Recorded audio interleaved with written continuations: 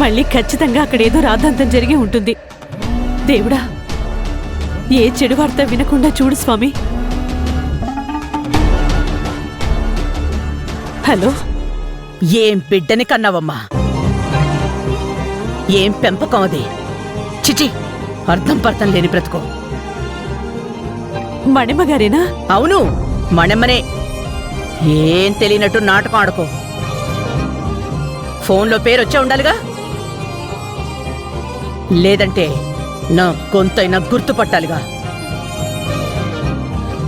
ఈ రెండూ కాకుండా మణమ్మగారే అని ఏమీ తెలియనట్టు అడుగుతున్నావు? అబ్బబ్బబ్బబ్బా, పోయి పోయి కంపలు పడ్డాం. పేరు చూడలేదమ్మా. చూడకపోతే కొంపలే మునిగిపోలేదులే గాని నువ్వొచ్చి నీ కూతురు చూడు. మళ్ళీ ఏమైంది మణిమగారు? ఇక్కడ నీ కూతురు ఎలాంటి ఘనకార్యాలు చేస్తోందనుకుంటున్నావు? యుద్ధభేరి మోగించకుండానే యుద్ధాలు చేస్తోంది. కన్ను మిన్ను కనబడకుండా, ఎవరో ఏంటో అర్థం చేసుకోకుండా, భర్తని గౌరవం కూడా లేకుండా నా కొడుకు మీదే గయ్యాళ్తనం చూపిస్తోంది. మళ్ళీ అలా ఎందుకు చేస్తుందమ్మా? కొవ్వు ఎక్కువై చేస్తోంది. 3 పూట్ల పెడుతున్నాం కదా, ఆ తినదంతా అరగడానికి ఎవరి మీద చూపించాలి? మా మీదే కదా. ఇప్పుడు నీ కూతురు జగత్కిలాడి ఏసై జాబ్కి ఎగిరెగిరి పడుతోంది. నా కొడుకు పరువుని 10 మందిలో చులకన చేస్తోంది. ఫోన్లో ఏం మాట్లాడతానులే గాని నువ్వెప్పుడొస్తావో చెప్పు. దాని తట్టా బుట్ట అంతా సర్దుంచుతాను. నువ్వు రా. నీతో మాట్లాడాకే దాన్ని ఇంట్లోంచి గెంటేస్తాను. అమ్మా అమ్మా, కోపడకండమ్మా. అది ఎందుకు ఇలా చేస్తుందో నేను మాట్లాడతానమ్మా. మీ ముందే కదమ్మా దానికి బుద్ధి చెప్పాను. అమ్మా, ఒక ఇంటికి ఇచ్చిన తర్వాత కూడా కూతురి మీద తల్లి చేయి చేసుకుందంటే తర్వాత ఆ తల్లి ఎంత నరకం అనుభవిస్తుందో అదిప్పుడు నేను అనుభవిస్తున్నానమ్మా. ఇంకా అనుభవిస్తూనే ఉన్నానమ్మా.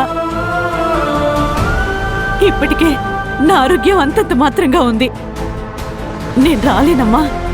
మీరే పెద్ద మనసుతో దాన్ని అర్థం చేసుకోండమ్మా. పెద్ద మనసు చేసుకోవాలంట. పెద్ద మనసు నాకు చెప్పడం కాదు, నాది గొప్ప మనసు అని నాకు తెలుసు. నీ కూతురే అదుపు తప్పింది. ఊ అంటే మా మీద నిప్పులు కురిపిస్తోంది. నువ్వు చెప్పినట్టుగా పెద్ద మనసు చేసుకుని ఆ నిప్పుల్ని మా మీద పోసుకోమంటావా? నీ కూతురు ఏ రకంగా గొడవ పెట్టుకుందో తెలుసా? అవన్నీ నీకు ఫోన్లో కాదు, నువ్వు రావాలి, నేను చెప్పాలి.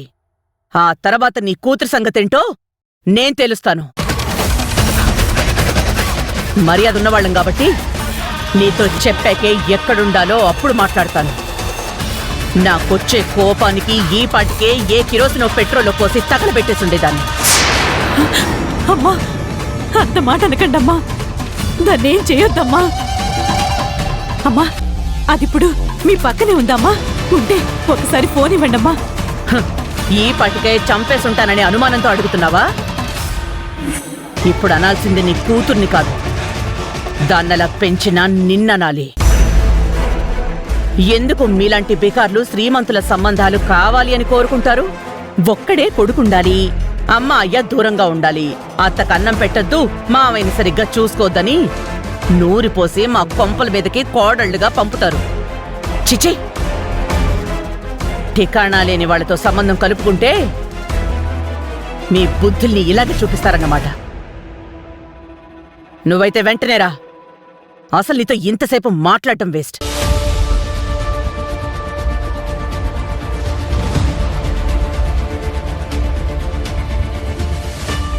భగవంతుడా, నా కూతుర్ని నువ్వే కాపాడాలి స్వామి.